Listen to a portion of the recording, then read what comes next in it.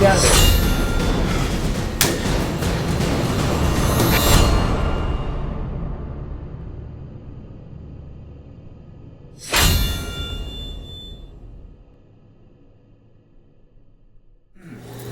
Okay, hey guys, welcome to Interview with Sensei, season Trace 3, if you don't speak Spanish. Yes. We are back with a vengeance. Sorry for the wait. We've had a lot of things going on. Tons. So much that we're going to take our time to fill you in. Crazy amounts. Yeah. So and ups and downs and twists and turns. Oh gosh, so many, but we're still here, and we thank you for waiting on us.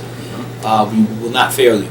All right, so starting with what I would like to start with, Sensei, sure, is just the concept of teachers and instructors that teach an art, but don't really know in depth what the terminologies are of that art. So, say if it's like Korean, they don't really have an understanding of the Korean language to be able to decipher what that name of the technique is, or if they're like speaking if they're teaching a Spanish martial art or Chinese martial art and don't really have an understanding of what those terms mean, how much they're missing within that technique without that knowledge. That's that's a topic. That's a topic and a half. I'm not going to speak. I only speak about what I know about, so I can't exactly discuss martial arts outside of the Japanese realm. I did train in Indonesian martial arts, and I did train in some Chinese martial arts, but my forte is Japanese warrior arts. I know for a fact that if you don't understand the terminology, the classical terminology of the Japanese arts, you're missing a ton. There's an omotegata and an uragata. The omotegata is the seen and standard form, standard understanding, and the uragata is the hidden or understanding that's behind it all, and that's essential to the passing of knowledge, the kudeta, the direct transmissions. I feel bad for those that don't have it. I think it's a necessary thing. What you need to do, I'm not telling you what you need to do, but in my opinion, in my humble opinion, what you need to do is do your research and attain when the technique was created, who it was created from, what ryu, and what was the essence, what was the kime, the focal point, and what was the kokoro, the retained spirit behind the technique. Because if you don't have that, then I don't believe that you have the technique. There's an essence that needs to be gained. For instance, one of the most common techniques in Japanese arts is Tenshinage. If you want to rename it, and I've seen it renamed the Heaven and Earth Throw, cool. You translated it the best you could, but what is the omotegata and what is the uragata? If I were to translate it, it would be a pamphlet that I would hand out. Well, this is the renaming of this technique, this pamphlet. And people would probably say, well, why don't you just name it the Heaven and Earth Throw? Because Tenshinage means a little bit more than that.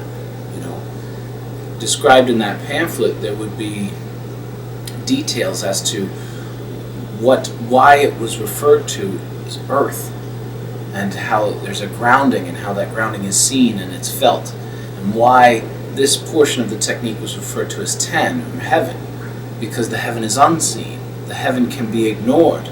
The heaven moves over the earth. The heaven influences the earth, but the earth controls the technique. The earth is felt. The earth is fought against. There's conflict in the earth. There's no conflict in heaven, and there's no conflict with the heavenly side of the technique. So there's so much philosophy and there's so much guidance, I would say guidance from the ancients, because they had hundreds of years to name a technique, and when the name didn't fit, they renamed it. When a technique held on to that name for hundreds of years, people really gleaned a lot from the understanding and the naming of that technique. I saw, it's a really great topic, because I saw a guy talking about a Japanese derived jujitsu technique that we refer to as onikuraki, to crush the demon or to smash the demon. He called it a hammerlock.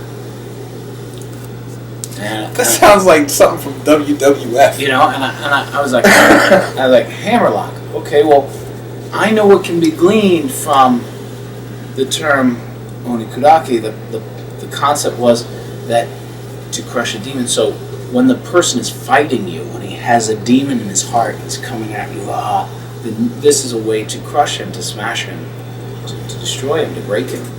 And if you don't have that, you can develop that or fake that by putting that man in pain, so that he wants to fight against you, and he wants to you get to develop that demon in his heart or draw it out, and then you more easily apply the technique.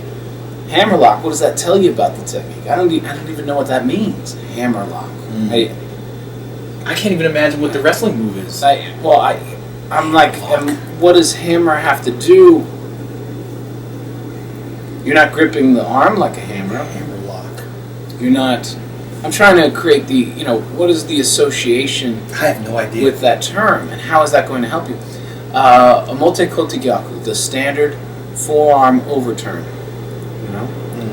I've heard it called the butterfly. What do they call it? The butterfly throw. And I was like, when I heard it, I was like, the butterfly throw. What? What are you talking about? I've heard it with the butterfly wrist throw, something like that. First of all, it's omote, the standard, kote, the forearm, gyaku, it's to overturn the forearm. And this technique, you're overturning the forearm. Now, here's the neat thing. The omotegata, the seen form, right, for me, is I am overturning your forearm. The unseen form is to overturn your forearm, I must overturn my forearms. And there's a lot spoken behind, there's a lot of syntax, there's a lot spoken behind the term. There's a lot that comes from the term. Butterfly throw, they said, I asked, and they said, you make a butterfly with your hands. So there's no understanding of the forearms then, the original understanding of the... They were calling it a wrist throw. See, now personally, that's what needs to stop, and that's why a lot of these, the origins of these techniques get lost, because people are coming up with their own names for things when you need to have a deeper understanding. And I only brought this up because I was watching some other practitioners online and their videos, and I saw some technique that they were doing that looked familiar to what we do, similar to what we do, but they called it something totally different. Not only that, they would proceed to say, and it goes like this, and you go like that, and they didn't know the terminology of Tenkai and Tenkan, were the footwork terminology as far as the Japanese language. And they were saying, okay, you do this, and then you throw your foot around, and I was like, that's a Tenkai. It's not throw your foot around. It's a Tenkai. There's a reason why it was named that. Yeah, that's really there's so much truth to that. There's a reason behind it. I remember teaching Koho Nanamiashi, backward angular step, right? And I said this movement was referred to as a tenshin, and it's so interesting because what is that? What does that even mean? What we're talking about is retracting the spirit, and it's not just foot. If you look at Shintaiho, it's not footwork. It doesn't translate as that. It's body spirit movement. Mm-hmm. What is the body part? We got that part. You're stepping around. You're working your feet. Yeah, we got that in your body. Mm-hmm. But what is this spirit movement? Well, emotions are the language of the spirit. And what we're talking about is an emotional content to that movement. Mm. And it delves into, you can go really far. You can delve into the Godai and the Godai Shin. What is the spirit behind the elemental strategy that was placed on your movement to help guide it, to help guide your emotions behind it. So, it's huge. It is. It's vast. It goes in so many directions. Right. And then there's such a vast understanding that goes along with it. It's not you do this movement when you're angry, but when you're sad, you do something else, or you're upset, you do something else. No, it's so much more. There's so much to it. There is so much to that. I mean, if we take a look at the term tenshin, tenshin, for instance, it's kohou nanamayashi. It's the backward angle step, or a retreating motion. But if you look, kohou nanamayashi tells you how to place your body, but tenshin gives you an understanding of what to do with your spirit. It's talking about a retraction of the spirit. So you're supposed to retract it back. But if you look at the literal translation of tenshin, you get a lot more. So if you're asking your sensei, what is tenshin? He says, it's about retracting the spirit, so you're going to move back. Ten means heaven, and shin means spirit. So what were the ancients stating? They were stating that it is one spirit that's going into heaven. Why? Because during this time period in which you need to utilize this movement, you're going to die. You're fearing death. You're thinking that this man is going to kill you, and you better do tenshin, or you're going to die. Yeah. Or you will tenshin. Or or tenshin's going to happen. So either tenshin's going to happen or tenshin's going to happen. Either you perform that or it's going to. And that has so much more value, that explanation of Tenkan, than just step back. Right. Or Tenshin. Right. Retracting the body and spirit, or is it just retracting the spirit? Okay. Yeah, but even still, that has so much more value than someone telling you just step back. Right. Yeah. Because you feel it more like, oh my God, my spirit may be in danger. So there's more intent than just stepping back. Because if you just step back, but then this is my spirit. It's a different kind of step back. It's true. It's true. So it's about being in the game. Yeah, being right inside mentally and spiritually, the art, Japanese, physically. Yeah, like they actually. It's so cool to look back at what they've left for us. The mind state of being on the battlefield, right? Yeah. And the mind state that you should have in that moment. It's like a map. Absolutely, yeah. Absolutely. Yeah, I think our terminology is very much like a map to what is the desired results from the training. It's not just a mental understanding. It is an emotional, spiritual connection to the ancients, and that that might seem silly to a person who's thinking it's about punching and kicking, but there's a lot more going on. There's a mindset, a totally different mindset. I talk to the students about it all the time. I mean, what was it, Saturday's class? In which my arm is still bruised from thousands of punches at my face. Fun time. So, what is that about? That we had a newcomer there, and I said, you gotta, he's coming from a different place, so I'm telling you, gotta change your mindset. You're thinking defense. I gotta defend myself against this oncoming attack. No, we're hunting, That's prey. Everything that he does, that's for me. That's mine, And everything that he wants to do, I want to help him do it. You want to choke me? I'm going to help you choke me. And that's totally different. How do you get there? Through this map. This map tells you how to move, how to feel when you're moving, and beyond that. I mean, and maybe I romanticize the art a little too much. I may be guilty of that. I don't think you are. I think you're a good interpreter of the map, and God bless you for it. I'm reminded of the Goonies, the old movie The Goonies. How they found the map and They were able to interpret it, and therefore they were able to find the treasure. Right. But what Kids could do it, but nobody else. The archaeologists that tried before, couldn't do it. Yeah, and the kids like blew off the picture with the frame. Oh my God! It broke by accident because who was it? Chunk? I think Chunk dropped it. Chunk, what are you doing? And the map fell out the back of the picture. But without that map, without an understanding of what that map says, well, not let alone not having the map at all. If you don't even have the map, you're lost.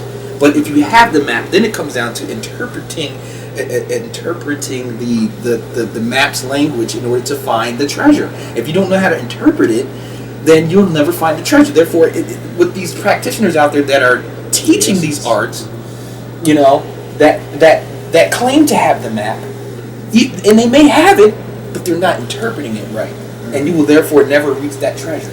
And I think that people know about the treasure, because otherwise, why would you have so many debates on this person's legitimate, that person's not legitimate, and then it comes down to like what makes you legitimate is scrolls, and that's the map, but can you interpret it? Right. I like something that my teacher talked about. He talked about the importance of scrolls. He would go on this lecture about how scrolls were just amazing and they were so important because they were, and then, David, you developed this far, and now you have a title. You have this title, and the title at the time was Sodenki. So you got this title, and this title means Keeper of the Scrolls. And then he would go into how important it was and everything, and then he would say, on the other side of it, it's worthless. What? Because he's talking about how great it is and how amazing it is, and it's worthless. It's nothing. Is that just to keep your ego down? Well, maybe. I think he was trying to say that there are two sides to the coin, and at the end of it, he said, it is important to not allow this scroll to be the keeper of the information, to be the living scroll. And for me to become the scroll, and for you in turn to become the scroll, that you're a living scroll. You now envelop the essence of what was attempted to be recorded has become recorded. We are now a recording of the tradition, and I think that essence is passed on from student to teacher, from teacher to students and teacher to student. And I don't believe for a second that it's about a piece of paper. I mean, it is about, when we talk about terminology, why did they encode it this way? When we talk about scrolls, why did they encode it this way? They were just trying to get you to hold on to the truth. It took so much to get that truth. It took hundreds of thousands of lives to get that truth. So don't let it go. And I think that's really what it came down to, what it comes down to. And I think that's what we're all trying to grab at. And when we don't see somebody using the proper term, we'll go, it's not necessarily about the term, but it is. But it's not necessarily about the term. It's about, well, are you going to get all of that essence? Right. Can you envelop the entirety of that understanding? If you can, like I said, I couldn't do a straight translation. I couldn't. What's another term that I heard? This is an L.V.W.A. Okay. Where's the essence behind it? Yeah. Alrighty. But when we look at Ijiosai, what is it stating? It's stating so much more than that. Wait, E.G. elbow, Osai, pushing to lock. Okay. So you could just do a literal translation. Oh, you're pushing to lock the elbow. Whoa, who cares about that? What's the uragata? That's the emotegata. That's obvious. That's the seen form. You're pushing to lock the elbow. What is the unseen form?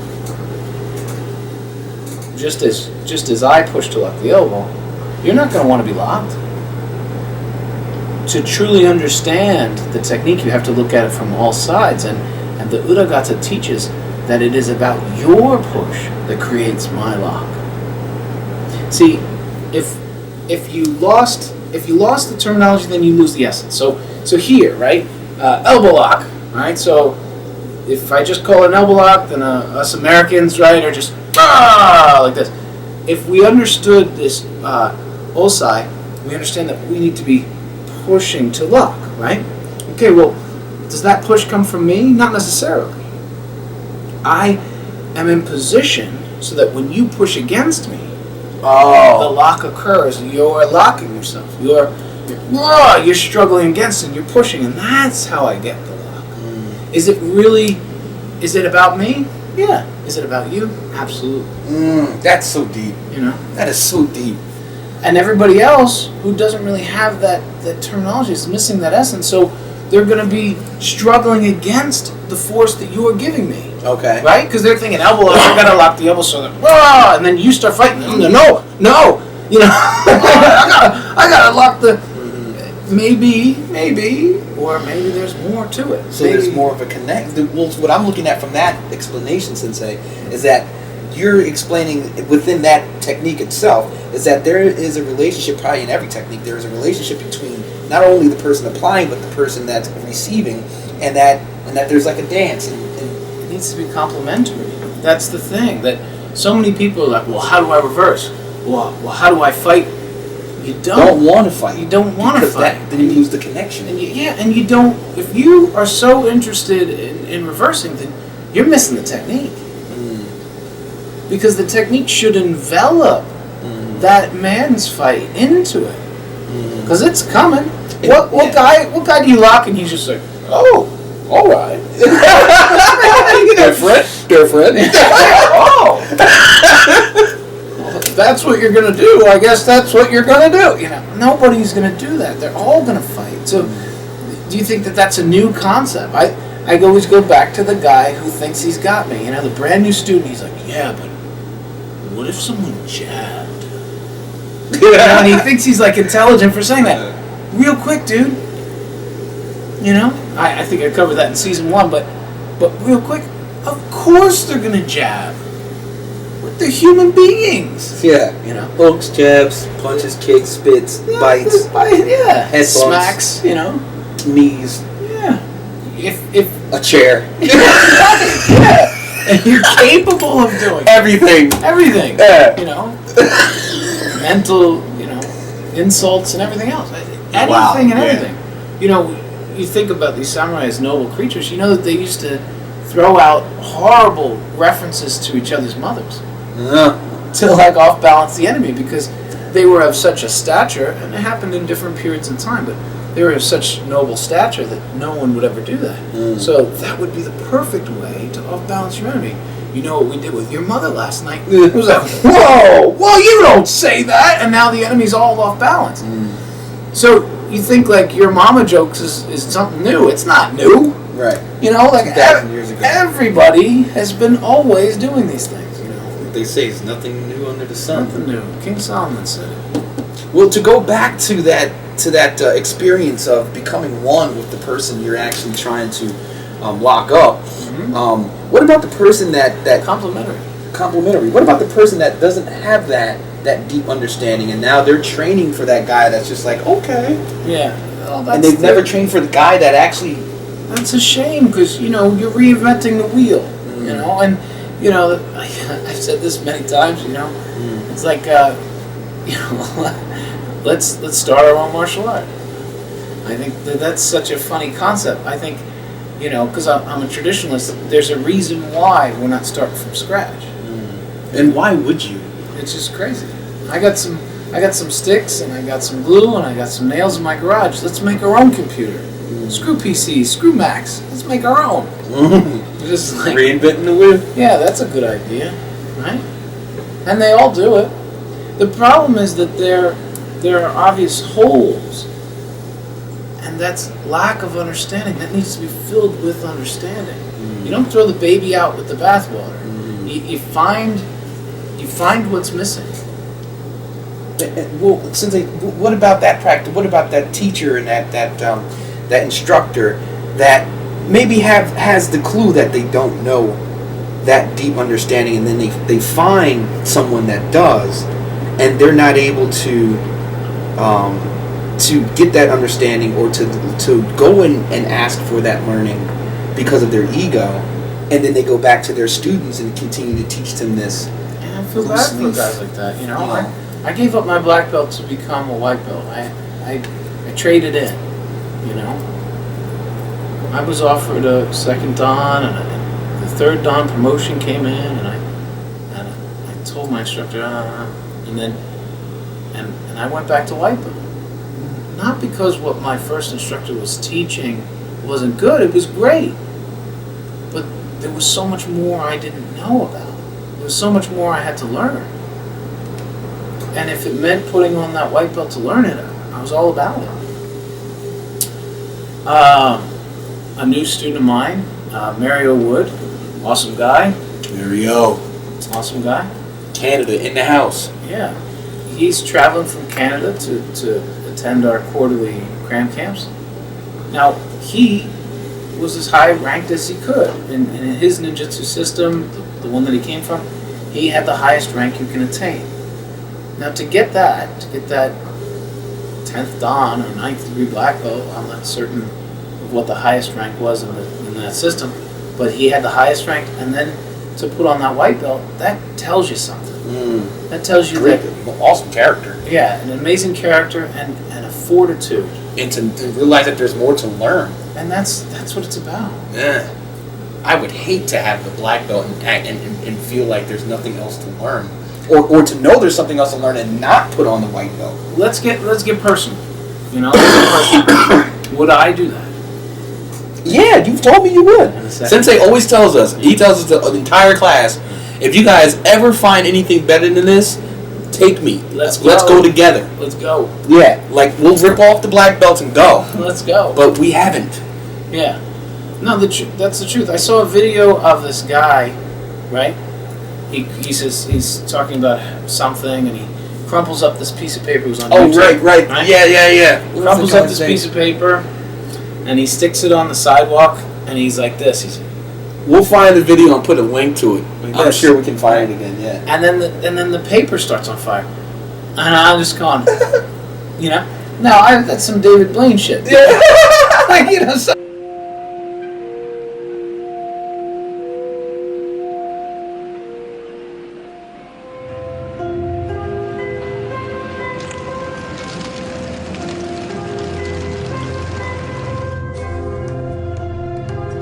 When he heard we'd shown this footage in public, he was very upset and refused all our future efforts to contact him again.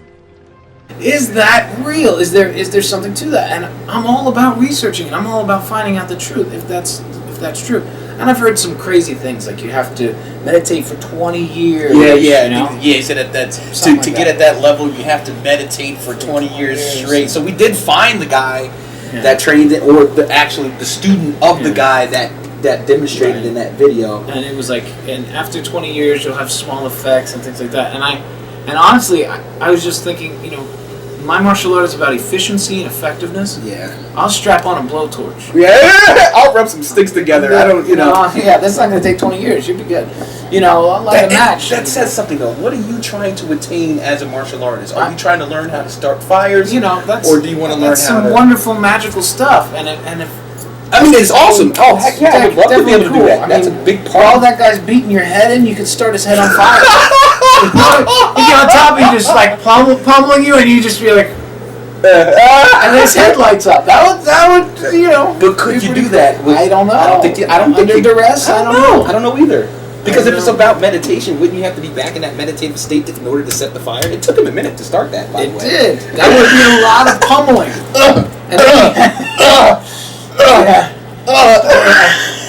You distract the guy with the knife, I'll light his face on fire. You distract the guy with the knife, and I'll light his face on fire. So you would need a distraction. I don't know. I don't know. It's not practical. That's the issue. If the guy was like, and then like a building fell down, I'm like, damn! Let's go. Kowtow, boom. Teach me, You know, teach me. It's time to put the white belts on. Yeah. You know? Yeah. You know, maybe if he could, I don't know, fart some fire. Oh, man. I don't know. I'm joking around. But the Right. point is that it has to be more immediate, it has to be more effective. I mean, even if it's real, and it really doesn't, I mean, how are you going to believe something like that? You see it on nothing nowadays. Video, it used to be seeing is believing. Now, seeing is not believing. It's not, because there's so many effects that you can do with it. Man, did you see that Photoshop? Any of those Photoshop commercials where they take like the big ugly chick and turn her into like smoking hot? Yeah. You ever seen those Photoshop things? You gotta look that up on YouTube. Photoshop.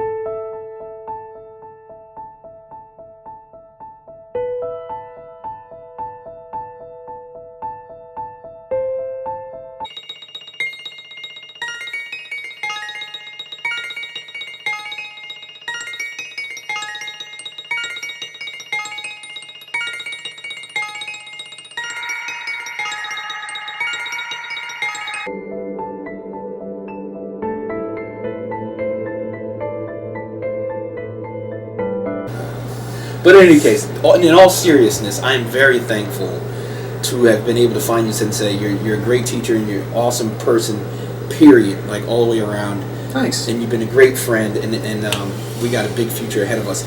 But like I trained in so many different martial arts, and I'm so thankful that I don't have to become a living scroll of some, I would say it, but might be some children watching.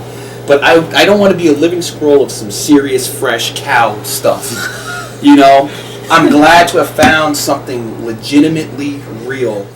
Technique of the week.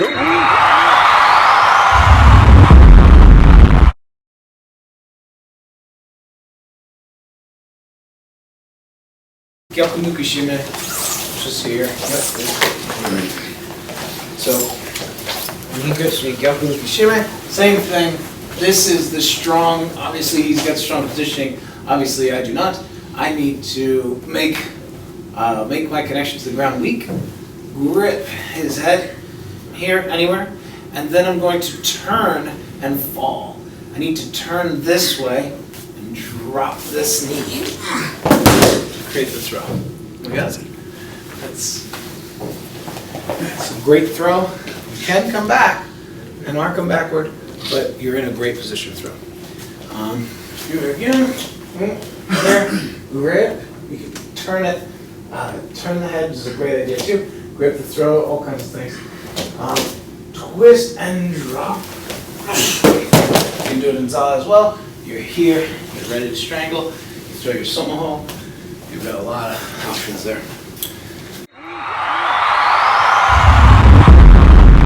But hopefully you guys out there will take heed through these stories. But I was in Elizabeth, New Jersey, visiting my stepbrother Tyson, and I'm a big dancer. If you guys out there that don't know me, I dance a lot. I go to the parties. You know, if you find that dance circle, I'm right in the middle of it. You know, so we go to like the hood of Elizabeth, New Jersey, and I'm thinking it can't be that bad, right? Totally wrong. So I go into this party with my stepbrother Tyson, and it was like their graduation party or something like that. There's a circle going on. I jump in the middle of it. I start to pop lock in and, doing my rerun. Good times. And people are like, yeah, go. People are starting to really like my dancing. But then there's this group of guys that are like looking on like, oh, I'm better than him. They like, it's like 4 of them, 1 of me. The one guy comes up to me, like battles me, and he's like, he's doing all his dance moves, and I'm just like, hold on, all right. And I do my little dance move. I kill him. His boy steps up to take me on. So one by one, I'm just destroying all of them. So I'm doing my little celebration dance. The girls are like, oh my God, you just beat 4 guys in the dance battle. Oh my God. I'm like, yeah, check me out, honey. Yeah, that's me. And then all of a sudden, one of the guys decks me this way. Oh, didn't see it coming. Bang. Another guy comes behind me and chokes me. Pulls me under a table. Oh man. This was the scariest moment. I think this was the scariest choke I've ever been in. So he has me, this is before I was trained in martial arts, by the way. I didn't know any martial arts really. Yeah, I knew karate, but this choke thing I never encountered. So he's got this thing on hard. I'm laying on top of him under a table. I see people's feet like shuffling like, whoa. I see my brother's legs and he's pushing people back. But he doesn't realize I'm in a sleeper underneath this table. Oh, man. So this guy is under me, and he's whispering in my ear, go to sleep. Oh, man. And I'm like, oh my God, I'm going to die. Yeah? And he's like, go sleep. He keeps telling me this. right? And I'm like, you know what? I'm just gonna act like I fell asleep. And I just played that. I kicked my legs up. And I step up, hoping that this guy would let go. And eventually he lets go because he thinks I passed out.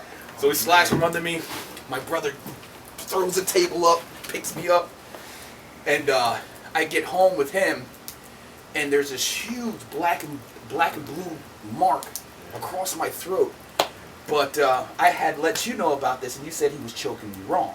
Well, yeah. So, but I guess the moral of that story is, don't turn your back. Well, You know. the other thing is, prevention, reaction, recovery. That's what you need to train in martial arts. So many people, they train. We need to train prevention. Who's within arm reach? Where are they positioned? Are they positioned against me? Do I feel anything? Is there an essence of anger, hostility? In that dance-off, you should be able to pick up a vibe. Are these guys enjoying being beaten? Yeah, I didn't even care. You I was in the point of just destroying these guys. And that's okay, but there are consequences to all actions. And a pebble in the pond, my friend, Oh God. is going to make ripples. Yeah. So, getting back to prevention, reaction, recovery, people are missing that part. They're missing this punch comes in, and hiya, I react to it. Okay. What about the prevention? That guy brings his hand up, boom, and what about the prevention of that punch, right? He pulls his hands back, hit him. Right. Oh, right, because he's curling Oh up. man, what are you kidding? Yeah, Go. Right. It's not on when he throws the punch. It's on when he prepares to throw the punch. But even still, Sensei, you train us to not only prepare for that moment, but preparing for the moment of after getting hit. Now, that's what I didn't know. Exactly, recovery. Recovery. Yeah. That's so important. How are you going to take this? Right. How are you going to take it into something? How are you going to do that? Right. Where's the first connection? I didn't have any of that. The first connection is what you don't want, but it leads you. It leads you into connection that you do want. But we're not teaching martial arts, but we are. But wait, how come we say that? How come we say that? We're not teaching martial arts. I'm saying I want to give ideas But wait, and concepts. But what if they want to learn? What if they want to learn? Well, then get to the dojo. I always say get your ass to class. That's true. That's what you have to do. You have to get to the dojo and you've got to train. Mm-hmm. If you're not near us, move. Yeah. Sell your house and move and get close to us. And if you're not willing to do that, understandable, find yourselves a good martial arts teacher. Or contact Sensei. And I'll help you find And maybe we'll set up like a training video Sure. for specific people that are really in need and really want to learn. We'll figure something out for them. For sure. Next tale. Next tale. Right. So, moral of that story is prevention, reaction, recovery. These are the three concepts you must train. That was like all three of those I needed at that point. Right. Yeah. Well, that's okay though. Oh gosh. Different stages to it, Yeah. I'd have got the pussy. Sure. Lehigh Valley, Warrior.